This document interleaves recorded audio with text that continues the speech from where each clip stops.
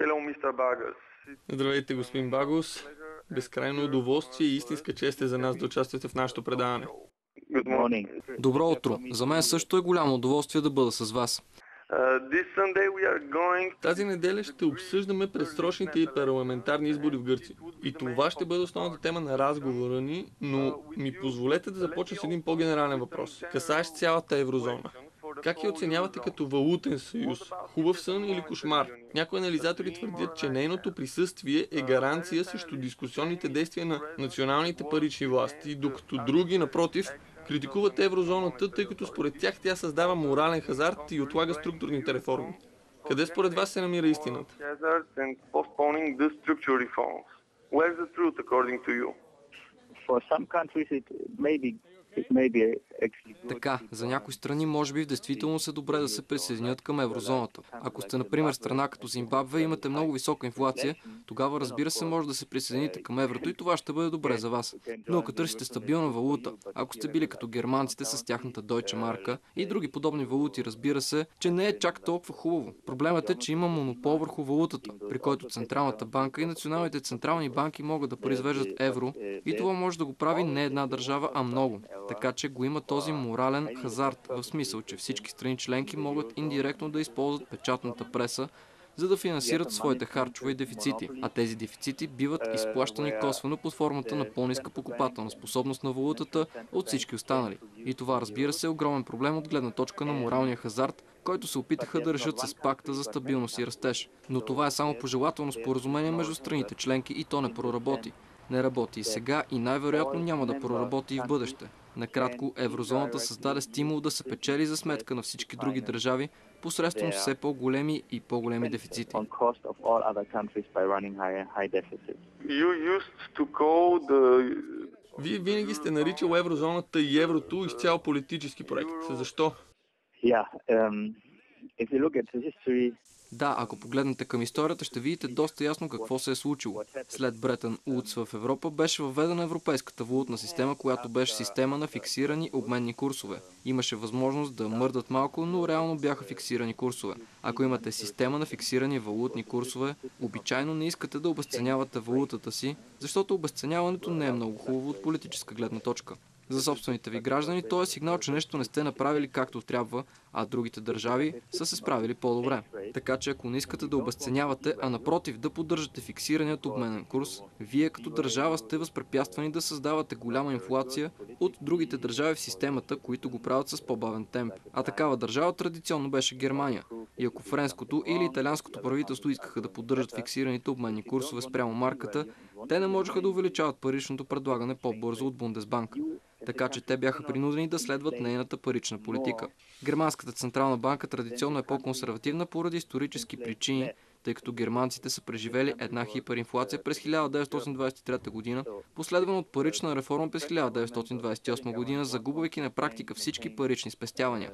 В резултат германците и в частност Бундесбанк се пазаха от инфлацията, инфлираха по-малко и под някаква форма диктуваха паричните политики на останалите държави. Затова френските политици, например, говореха за тирания на Бундесбанк. Митеран казваше, че трябва да се отърват от нея и от Deutsche Mark, защото поставяха ограничения на тяхната инфлация и на правителствените им разходи, а тези разходи се финансират посредством инфлацията. Тогава дойде обединението на Германия и им се даде изключителната възможност да ускорят еволюцията към единна европейска валута. Митеран, по това време президент на Франция, поиска в замяна на разрешението за обединяване премахването на марката и създаването на единна валута на континента.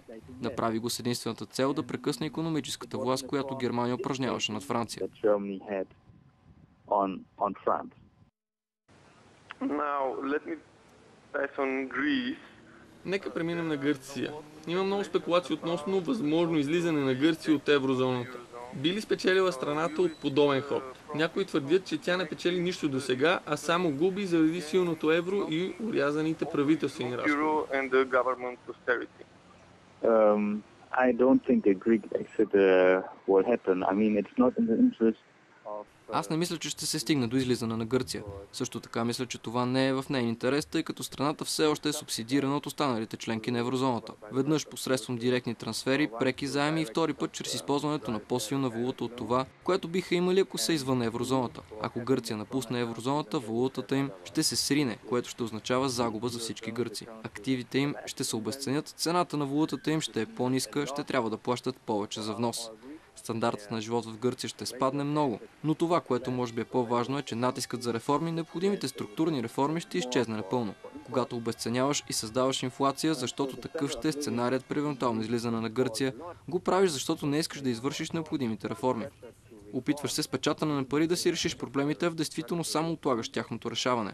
Така че ако Гърция изостави еврото, ще сме свидетели на огромен спад в стандарта на живот. Ето защо аз мисля, че те не искат да го направят. Но и европейският политически елит също не иска да рискува с подобни действия. Разбира се, те ще кажат, че Гърция е индивидуален случай, който няма да се повтори отново, но инвеститорите ще си помислят, че щом Гърция е оставена да излезе от еврозоната и ние претърпяхме загуби по гръцките облигации, които сме закупили, защо това да не се случи и с Италия, Испания или Португалия, например. Може да се разпространи като заразна болест. Освен това ще има големи загуби и за правителствата, тъй като страните от Европейския съюз са отпускали заеми на Гърция и нейно излизане ще коства загуби по тези инвестиции. Така че дългът на Германия или Италия или Испания ще се увеличи. Това ще доведе и до сериозни политически проблеми, тъй като в Германия, например, политиците винаги са обещавали, че заемите към Гърция няма да доведат до загуби. Като обявиш изведнъж, че загуби все пак ще има, това се превръща в политически проблем, защото ще означава, че политиката на спасяване на отделни държави се е провалила. Накратко, ако Гърция излезе от еврозоната, може да настане огромна бъркотия и всичко да излезе извън контрол. Това е причината да си мисля, че няма да се случи. Никой няма да позволи това да стане.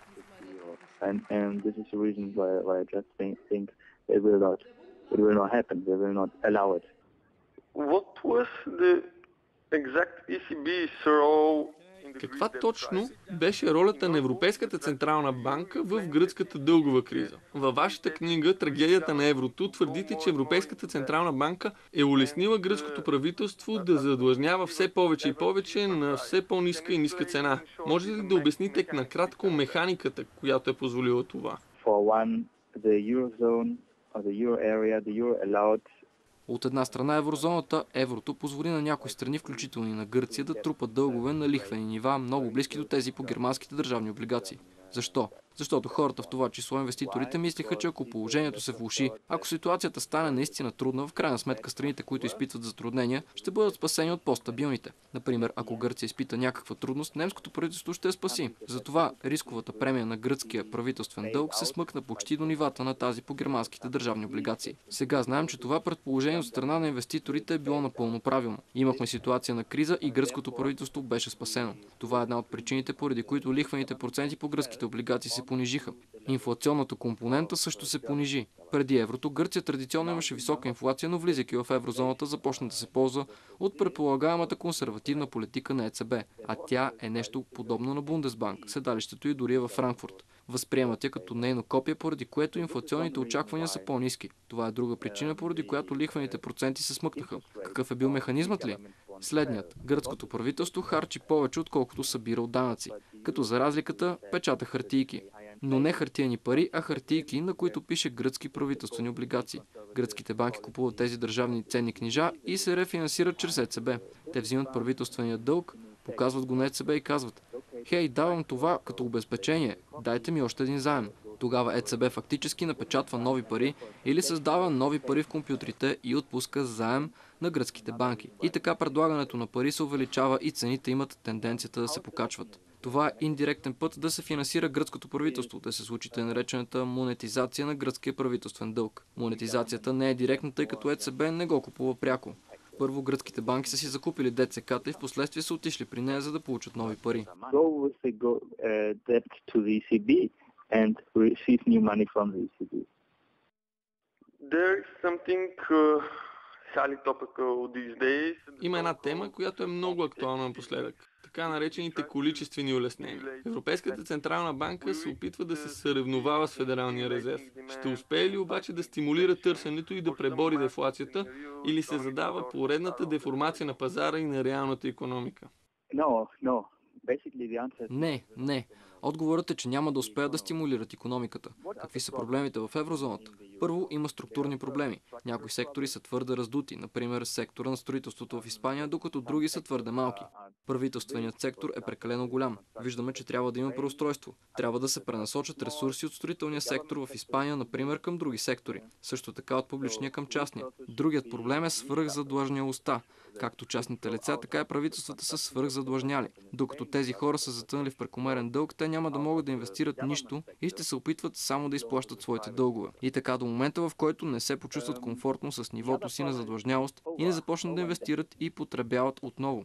Дали тези два проблема, структурният на правилното разпределение на ресурси и свръхзадлъжнялостта, могат да бъдат решени посредством печатането на пари? Очевидно е, че не. Печатането на пари, тъй наречените количествени улеснения, не е решение за тях. Даже обратното. Количествените улеснения водят до понижаване на лихвените проценти, т.е. те правят трупането на нов дълг още по-привлекателно. Те приканват правителствата да задлъжняват още повече и убива стимулът за частните субекти да намаляват дълга си, като подтиква и тях към трупането на още повече дълг. И разбира се, структурните проблеми също не могат да бъдат решени чрез печатане на пари. Количествените улеснения не помагат изобщо за тяхното преодоляване. Те забавят приспособяването на икономиката, защото дават лесно финансиране за компаниите в балонизираните сектори.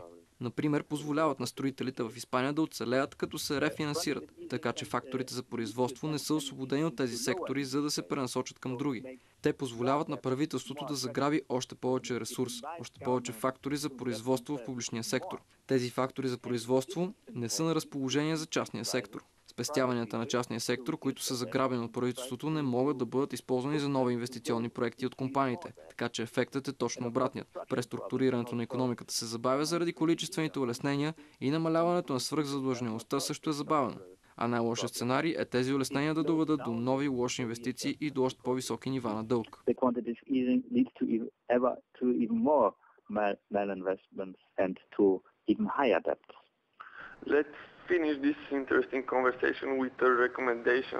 Нека завършим този интересен разговор с една препоръка от ваша страна. Трябва ли България да използва своя шанс и да се опита да влезе в еврозоната?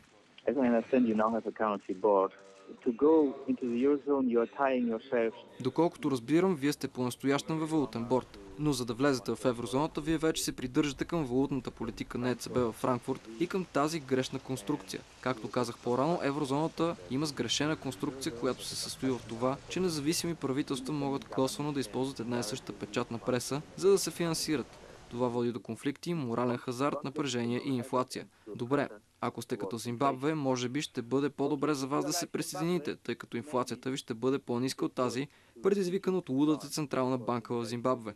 Но ако се стремите към по-добра монетарна политика от това, което предлага еврозоната, а както казах, тя има склонността да създава инфлация, конфликти относно валутната политика и проблеми, които могат да доведат до нейния собствен разпад, тогава би трябвало да не искате да се присъединявате към нея. Погледнете Швейцария. Тя провеждаше в миналото монетарна политика, която беше по-добра от тази на повечето държави. Швейцарският франк поскъпваше през последните 50-60 години. Тогава страната реши практически да се присъедини към еврозоната. Тя частично се присъедини, като се върза за еврото. Разбира се, еврозоната е потъващ кораб, потъваща лодка по-скоро. Тя се движи до половина под водата. И швейцарците в един момент, след като се озоваха до половината и те под водата заради ЕЦБ, решиха да прережат връзката. Бяха принудени да освободят валутата си. Така че в България трябва добре да премислите дали искате да се присъедините към еврозоната, където ще сте свързани за потъващ кораб, което все пак е по-добре от подводница, като Зимбабве, която през цялото време е под водата. Със сигурност можете да се справите и много по-добре, ако имате независима монетарна политика или още по-добре, ако предприемете парична реформа и въведете стабилни пари. Защо не златен стандарт? Благодаря ви още веднъж, че бяхте с нас. Благодаря ви за интересния и проникновен коментар. Надяваме се да ви видим в България в близко бъдеще. За нас ще е голямо удоволствие. И аз се надявам също. Благодаря ви много.